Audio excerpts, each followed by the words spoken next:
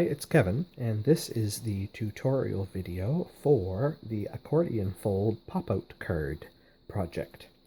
And this card gives you this beautiful accordion fold card with a pop-out that stands up really nice on a mantle or tabletop for people to see.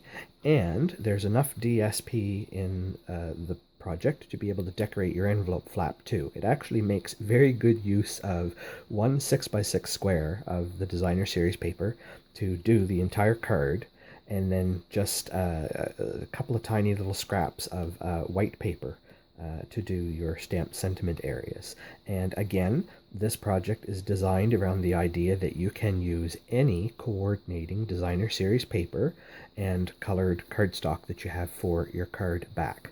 And you'll see in the gallery that I've done a number of these cards with different colors of cardstock and different designer series papers, and I'm going to show you some when we get to the end. So locate in your card Craft Day in a Box kit the envelope that has the piece of colored cardstock sticking out of it. It was the second one down in the pack. It was on top of a sheet of the Best Dressed Designer Series paper. Now everybody has a different sheet of the Best Dressed Designer Series paper, and you should have a sheet that coordinates with your cardstock. Now there's also 2 extra sheets of Designer Series paper in your craft pack, another from the Best Dressed, and you can decide whichever side you want to use, but this card was designed around the idea to use the floral print. But there's also a 6x6 piece of Magnolia Lane paper, and you can decide if that matches the color cardstock that you have for your base, and you could use it as well. The extras are there if you want to go and do a second card, or if you just want to experiment and try something different. So you'll need the pieces from this kit. It's very simple. There's your envelope, and we're going to decorate the tab of the envelope. There are 2 pieces of white, Whisper White. It actually came from one piece, and I already cut a piece off. The smaller of the 2 pieces is actually the mat to fit your card. Okay, so make sure you find and locate this one and actually glue it down to your card base as soon as you can, so that you don't mix it up. There's also going to be your card base. Now your card base has been pre-scored, and I had to fold one in order to fit it in the kit. See if I can tip this to the light here so that you'll be able to see. But from this end, it is scored every, I think it's roughly 2 inches, 4 times. 1, 2, 3, 4. And then between the first and the third, an inch in from the top and the bottom, it's actually slit. Okay? We're going to, before we fold everything, we're going to glue all of our pieces on it while it's nice and flat, because that's the easiest time to do it, instead of trying to wrangle with one that's all folded and scored.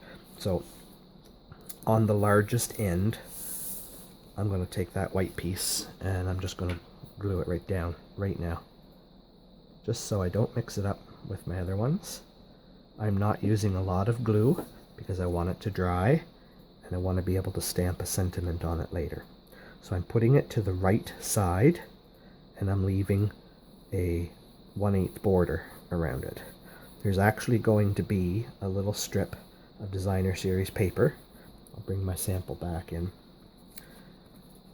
That's going to go on this side of it, that's going to bring it over to the fold. Okay? On the page where the tutorial instructions are for this card on the Craft Day in a Box, there's a cutting diagram for this piece of paper. You're going to need to consult that diagram, and I'm going to do the cuts with you here on your sheet. Okay, there's actually 2 diagrams. I chose the floral paper because the floral paper does not have a specific up or down. So the diagram on the left is the simplest one to do. It's the most straightforward. But if you have chosen a paper that has specific leaf pattern, or if you're using one of the ones from the Best Dressed, if you decide to flip it over and use the side that has the lipstick or the shoes or whatever, you will have a specific up to your paper. And if you don't cut this right, you want your images to be up on your card and not sideways. So you will have to follow the second diagram. But for this project, stick with me with the floral pattern, and we're going to do it as if it was paper that did not have a specific up or down pattern. So the very first cut I want to do is the one that's on the right. It's the big piece for the envelope flap. So I'm going to take 2 1/4 inches off. And that piece is going to glue onto our envelope flap, just like that. And then we're just going to trim around the edge of it when we're done, and that will be our decorated envelope flap. Okay, that piece is gone. What we're left with, we need to cut 2 1.5 inch strips from. So 1.5, and another 1.5,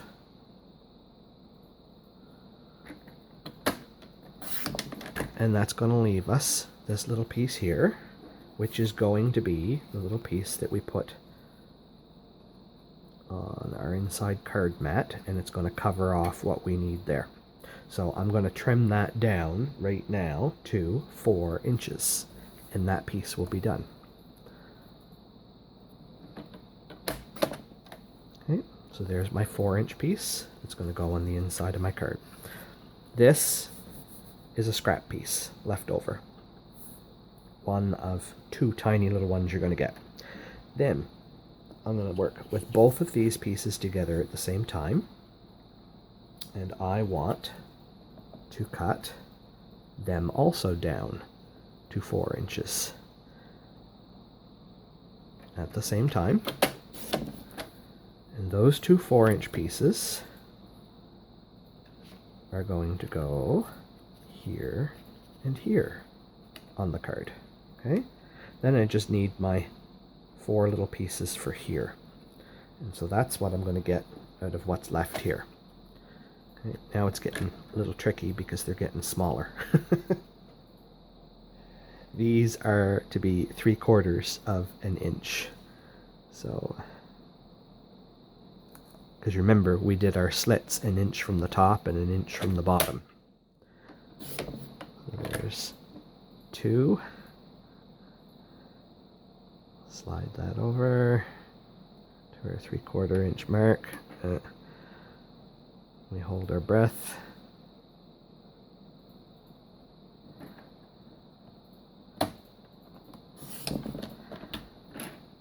Okay, so I got my 4 little pieces, and these 2 little pieces are also scrap. So that's it. That's all that's left from that sheet of Designer Series paper are those 3 little scraps. So these 4 pieces here are going to go to there and to there. Okay. Then we just need our 2 little white pieces here for the middle. And those come out of that second scrap of the Whisper White. And we need to cut 2 pieces out of that. That measure 1.5 by 2 inches. So I'm just going to take tall. There we go. That's a piece left over to make a sentiment for one of your cards. So it's 2 inches, and now I need 2 1.5s. So there's 1 1.5. There's my second 1.5. You actually get a third out of it, so there's another piece in case you make a boo-boo. And those are going to go there and there. So now it's just a matter of stamping and gluing. So I'm going to just set these 2 aside, and I'm going to glue all the other pieces down. Okay. You can do the same. Nice thing about these videos is you can pause and do all of your cutting and catch up with me and come back when you're ready to glue. So we can cut together, we can glue together.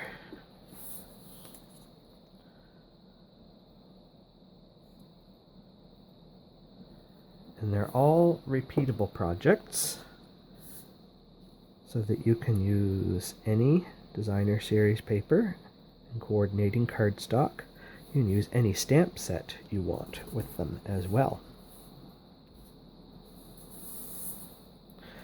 I'll flip all 4 of these little pieces over. Do the glue all at once.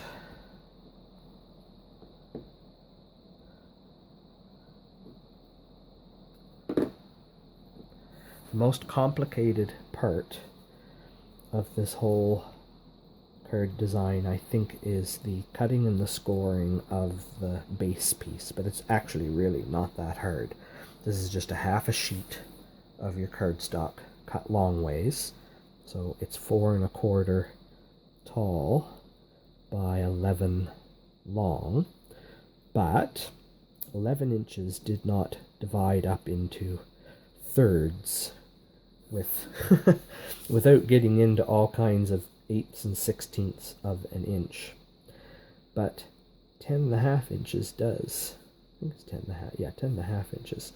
So if you cut that little 1/2 inch strip off the end, the 10 1/2 inches will go down into a third, and a third, and then each of those thirds will break in half to give you 2 here, 2 there, and then we don't actually break the third one into 2 bits. It stays as 1, but that gives you nice even cuts. And then you just go in 1 inch from the top and 1 inch from the bottom and use your cutting blade, and you can drop it in. The new paper trimmer works really well for that. The blades are quite strong, and there's measurements down the side, so you have no problem looking down the top of it to see where 1 inch is, and you just drop that guide down and push the blade in and slide it across to your other line. I did the 35 of these in less than half an hour one evening when I was preparing the kits. Okay, so there, our card base is all set. May as well glue my envelope flap while I'm here gluing. So I'm going to put the glue on the flap, and I am zigzagging here because I want it close to the edge, but not too close to the edge. And then here's the trick when I do envelopes, and I use liquid glue for this because it gives me a minute to position it. I kind of lay it there where the flap is, and then I very quickly close it, put it down on the desk, and push the paper down so that it is where I want it to be on this edge. Okay. And then I just check and make sure I didn't glue it down, and I'm going to leave that to dry for a minute. We'll come back. We're going to leave that to dry for a minute. Let's do our stamping. Now this Ornate Thanks stamp set has a lot of really big sentiments, and they will fit if you do them on a diagonal. I've used other stamp sets that have had other smaller sentiments and things in them, but I really want to use this one. So I'm going to use thanks and ever so much. So I already have my thanks mounted on here from another project. And I'm going to use Old Olive ink because that matches the cardstock color that's here. If you don't know or don't have an ink to match whatever color cardstock that you received, just use black. Won't hurt. And I'm just going to do this diagonally. Here. Okay. Just quickly clean that off. And then it was ever so much, ever so much. Ever so much. Sure. For everything. There he is. Ever so much. He's just tiny. Oh. I'm going to go to my little tiny G size block for this one. Ever so much. Okay. And I'm going to do that here.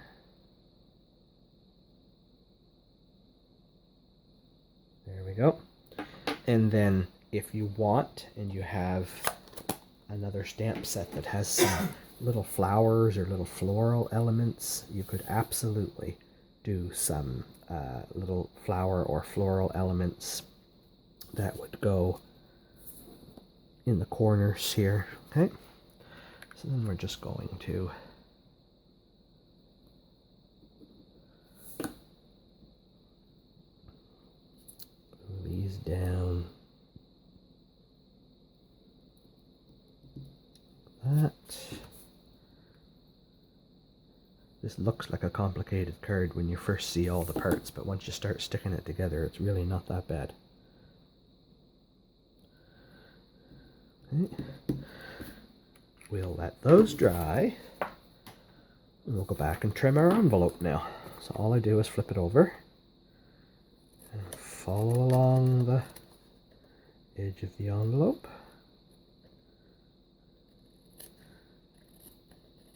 And it will not hurt if you cut a little bit of your envelope off. And it will not hurt if you just stay to the right edge of it a little bit either, because once you put the flap down, nobody can see the underside of it anyway. So there we go. We have our envelope, decorated envelope, coordinating to match. We have our card. This is how it folds. This first one folds in this way. Okay.